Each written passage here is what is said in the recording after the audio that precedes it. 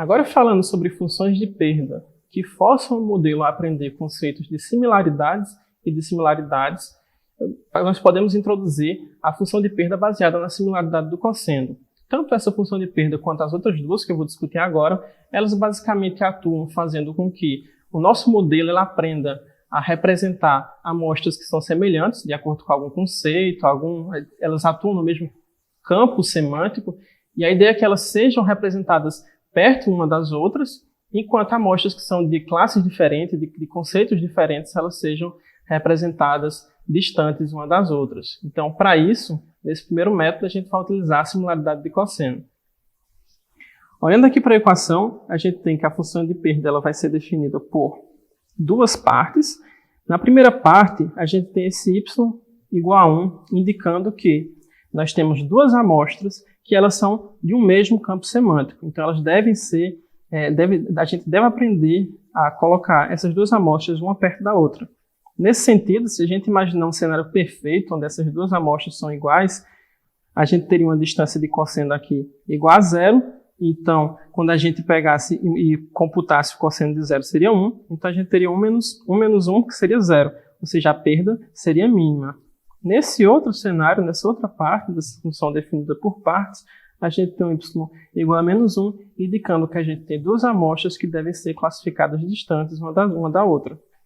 Nesse sentido, o que a gente faz é o quê? É maximizar essa distância que existe entre essas duas amostras, considerando uma margem aqui, normalmente a gente utiliza igual a 1, para poder maximizar essa separabilidade entre esses dois itens que a gente está analisando. E aí esse método de similaridade do cosseno pode ser utilizado aqui, ó, como vocês podem ver, para aprender embeddings, então ele é bem comum no campo de processamento de linguagem natural.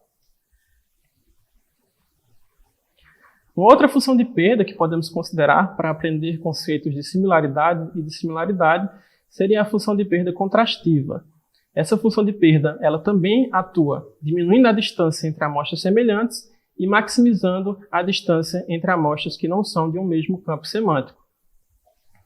Olhando para a equação aqui, o que a gente tem vai ser o seguinte. Podemos imaginar um cenário onde a gente vai ter um par de amostras positivas, que indica que essas duas amostras elas são de um mesmo campo semântico, e um par de amostras negativo, indicando que essas duas amostras elas são de classes distintas, são de um campo semântico distinto.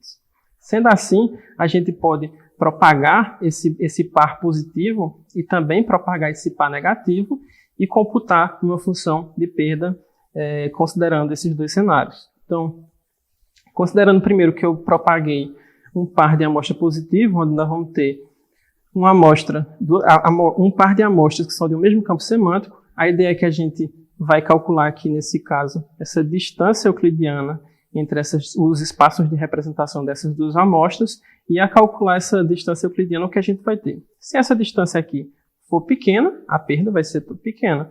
Se essa distância for grande, naturalmente a perda vai ser grande. E com isso a gente consegue tratar essa ideia de fazer com que amostras semelhantes elas se aproximem uma das outras.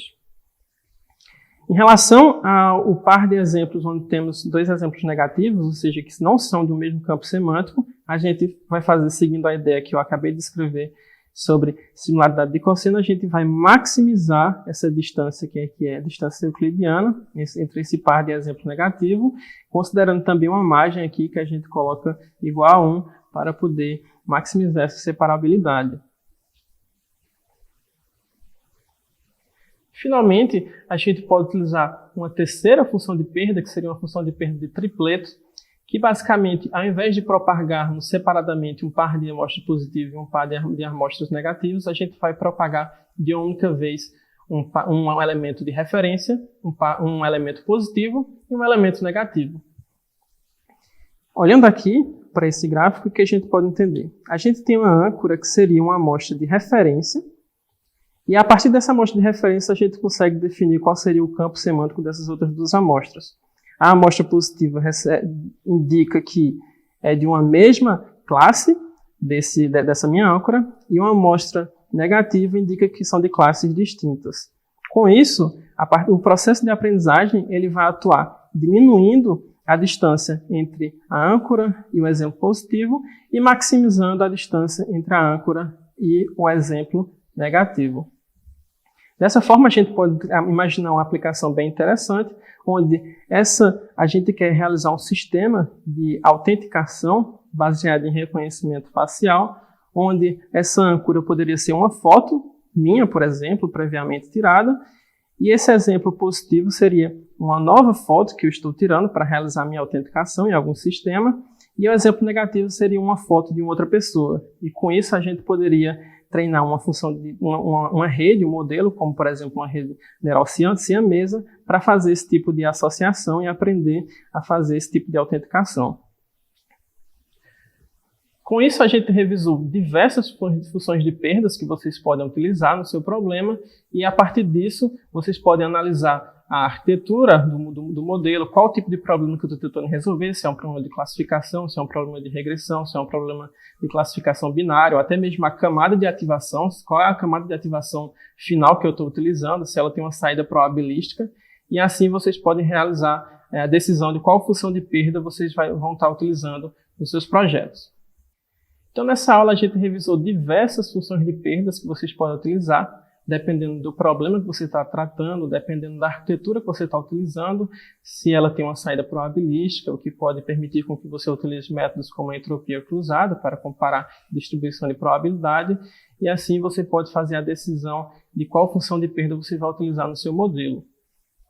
Dúvidas podem ser dirimidas no nosso site.